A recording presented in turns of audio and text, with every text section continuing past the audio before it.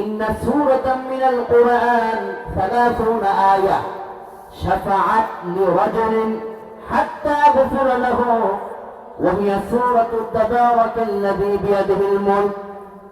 বিশ্বনবী কয়, কোরআনের ভিতরে 30 আয়াত বিশিষ্ট একটা সূরা তোমাদেরকে দেয়া হয়েছে। এই সূরাটা হলো তোমাদের পরম বন্ধু। যারাই তেলাওয়াত করবে, কবরে তার লাশ রাখা মাত্রই তার তামাম জিন্দেগীর 70-80 বছরের গুনাহ আল্লাহ মাফ করে দিবে। বিশ্বনবী উমদাতুল কারি শরহে সহিহুল বুখারীতে বদরউদ্দিন আইনি একটি তাশরীহ করেছেন। বিশ্বনবী একজন সাহাবার বাড়িতে বেড়াতে গেলেন। বেড়াতে যাওয়ার পরে নবীজি বললেন, তোমরা বাড়িওয়ালারা কোথায়? বাড়িওয়ালা আসলো তার সন্তানদেরকে নিয়ে। বিশ্বনবী বললেন, তোমরা কি প্রতিদিন সূরাতুল মুলকের আমল করো নাকি? লোকটি বললেন, হুজুর না না করি না। আল্লাহর হাবিব বললেন, আমার সঙ্গে ওয়াদা দাও, এই আমলটা আজকের পর থেকে তেলাওয়াত শুরু করে দিবে, তো তারপরে আমি বিশ্বনবী তোমার ঘরের মেহমান হব। সাহাবী বললেন, ইয়া রাসূলুল্লাহ, এই ছোট্ট 30 আয়াত বিশিষ্ট সূরাটাকে আপনি এতটাই গুরুত্ব কেন দিলেন? রাহমাতুল লিল আলামিন নবীজি বললেন, এই সূরাটা শুধুমাত্র সূরা নয়, বরং এই সূরা হলো কবরের অন্ধকারের সাথী। ভাই যখন মারা যায়, ভাই তার কবরের সাথী হয় না। বন্ধু যখন মারা যায়, বন্ধু তার বন্ধুর কবরের সাথী হয় না। বাবা যখন মারা যায়, সন্তান তার পিতার সঙ্গী হয় না। পৃথিবীর যতই আপন হোক, মারা গেলে পরে কেউ কারো কবরের সঙ্গী হয় না, সঙ্গে যেতে চায় না। আল্লাহর হাবিব বললেন, তিরমিজির বর্ণনা, আবু ঈসা মুহাম্মদ ইবনে ঈসা আত-তিরমিজি রাহিমাহুল্লাহ নকল করে কয়, বিশ্বনবী বললেন, যখন তোমাদের লাশ কবরে রেখে দেওয়া হবে, লাশ যখন কবরে রেখে দেওয়া হবে, পায়ের দিক থেকে আযাবের ফেরেশতা যখন নেমে আসবে, তোমাদের কপাল বরাবর একটা নূরের জ্যোতি কবরের ভিতরে দাঁড়িয়ে যাবে। ওই নূরের জ্যোতির কারণে তোমার অন্ধকার কবরটার সাথে সাথে আলো হয়ে যাবে। বিশ্বনবী কয়, পায়ের দিক থেকে আযাবের ফেরেশতা যখন ধেয়ে আসবে, নূরের জ্যোতির জবান খুলে যাবে। নূরের জ্যোতি বলবে, রে আযাবের ফেরেশতা, এই লোকটাকে আমি যতক্ষণ পর্যন্ত তার কবরে থাকবো, ততক্ষণ পর্যন্ত তাকে তোমরা আযাব দিতে পারবে না। আযাবের ফেরেশতা বলবে, তুমি কে? তোমার এত পাওয়ার যে তুমি আমাকে আযাব দেওয়ার জন্য নিষেধ করে যাচ্ছ? সূরা মুলকের জবান সেদিন আল্লাহ পাক খুলে দিবেন। মুলক তখন বলবে, আনাল কোরআন, আমি হলাম আল্লাহ রাব্বুল আলামিনের সূরাতুল মুলক, কোরআন। কোন সুবহানাল্লাহ। বিশ্বনবী বলেছেন, হিয়াল মানিআতু হিয়াল মুনজিয়াতু তুনজিহি মিন আযাবিল কবর। রে দুনিয়ার মানুষেরা, এই আল্লাহর কালামের সঙ্গে যখন তোমাদের সম্পর্ক হয়ে যাবে, আযাবকে প্রতিবন্ধকতা সৃষ্টি করবে।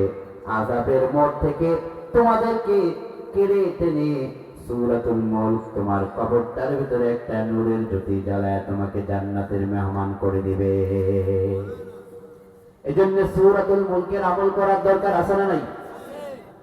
এখানে আমরা যারা বেঁচে আছি, আজ এখানে বসে আল্লাহর কোরআন শুনছি, কাল রাত পর্যন্ত বেঁচে থাকবো, তার কোনো গ্যারান্টি পৃথিবীর কেউ দিতে পারবে না, ঠিক কিনা? কোন একদিন মাটির ভেতরে হবে ঘরে, মন আমার কেন বাঁধো দালান ঘর, রে মন আমার কেন বাঁধো দালান ঘর।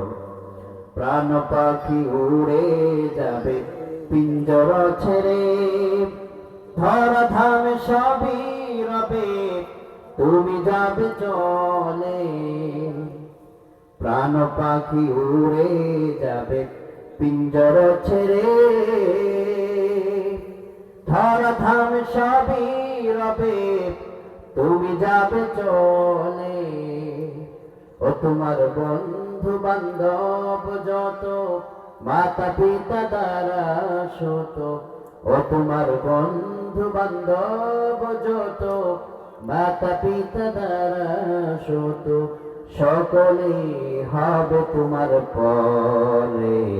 মন আমার কেন বান্ধ দালান ঘর রে, মন আমার কেন বান্ধ দালান ঘর। একদিন মাটির ভেতরে হবে ঘরে, মন আমার কেন বান্ধ দালান ঘর। চিল্লা এখন ঠিক কিনা? দালান করেন আর বাড়ি করেন, বিশাল অট্টালিকার ভিতরে ঘুমান, মরার পরে কিন্তু লাস্ট স্টেশন হবে আপনার মাটির কবর।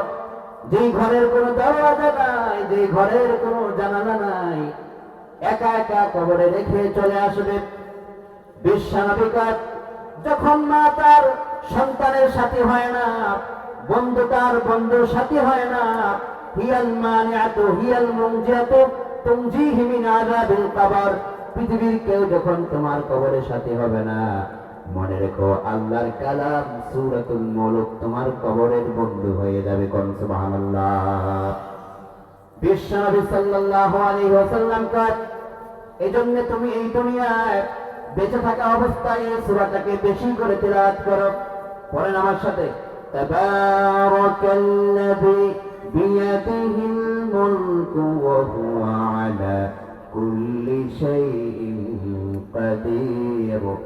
الذي خلق الموت والحياة ليبلوكم أيكم أحسن. تبارك الذي بيده الملك وهو على كل شيء قدير. الذي خلق الموت والحياة ليبلوكم أيكم أحسن عملا وهو العزيز الغفور.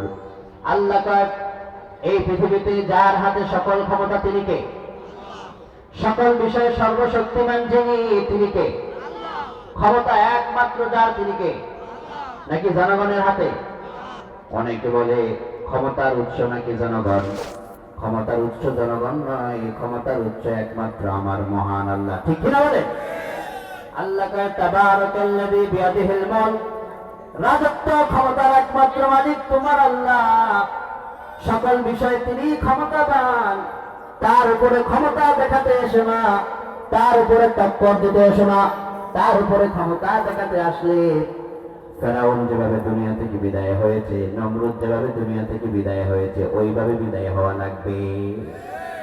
আল্লাহ কয় বরকতময় মহান আল্লাহ, যার হাতে সকল ক্ষমতা। আর তিনি তোমাদের এই দুনিয়ার জীবনটা কেন দিলেন? তোমরা কোরআন থেকে মেসেজ দাও। সূরাতুল মুলকে আল্লাহ কয় আল্লাযী খালাকাল মাউতা ওয়াল হায়াতা লিয়াবলুয়াকুম আইয়ুকুম আহসানু আমালা। কেন তোমার হায়াত দেওয়া হলো? রে যুবক, তোমার আমল নামাটা তোমার বন্ধু থেকে কত উত্তম আল্লাহ এটা তোমাকে যাচাই করবেন। তোমার বোনের থেকে তোমার আমলের অংশ কতটুকু দ্বারা সেটা আল্লাহ দেখবেন। সন্তানের চাইতে বাবার আমলের অংশ কতটুকু দাঁড়িয়েছে সেটা আল্লাহ দেখবেন। সমাজের ভিতরে তোমরা যারা চলো, কার থেকে কার আমল নামার ভারীটা উত্তম সেটা আল্লাহ পরীক্ষা করার জন্য তোমাদেরকে হায়াত দিয়েছেন। এই দুনিয়ার চাকচিক্যের পিছনে পড়ে আল্লাহকে ভুলে দেওয়ার জন্য দুনিয়া দেওয়া হয় নাই। দুনিয়ার চাকচিক্যের পিছনে পড়ে পরকাল ভুলে দেওয়ার জন্য আল্লাহ দুনিয়া দেয় নাই, বরং দুনিয়া দিয়েছে নেক আমল কামাই করার জন্য। বলেন কি কামাই করার জন্য? নেক আমল কামাই করার জন্য। এই জন্য আল্লাহ কয় আমি আল্লাহ পাক জীবন দিয়েছি যাতে করে এই দুনিয়ার ভিতরে তোমরা বেশি বেশি করে নেক আমল কে কার থেকে উত্তম সেটা যাচাই করার জন্য, পরীক্ষা করার জন্য হায়াত দিয়েছি। আর যেদিন তোমরা চলে যাবে সেদিন দুনিয়ায় যে কাজগুলো করেছো তার প্রতিদান আমি আল্লাহ নিজ হাতে তোমাদেরকে দিব। আল্লাহু আকবার। আল্লাহ আসমান থেকে কয় আল-ইয়াওমা তুজজা কুল্লু নাফসিন বিমা কাসাবাত লা যুলমাল ইয়াওম ইন্নাল্লাহা সারিউল হিসাব।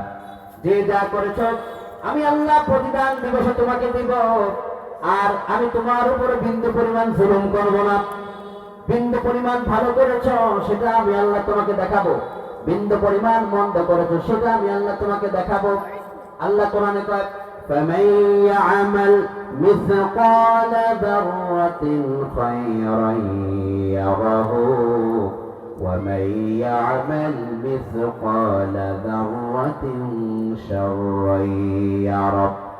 বিন্দু পরিমাণ ভালো কাজ করেছেন সেটা রেকর্ড করেছেন যিনি, তিনি কে? বিন্দু পরিমাণ মন্দ করেছেন সেটাও রেকর্ড জমা আছে যার কাছে, তিনি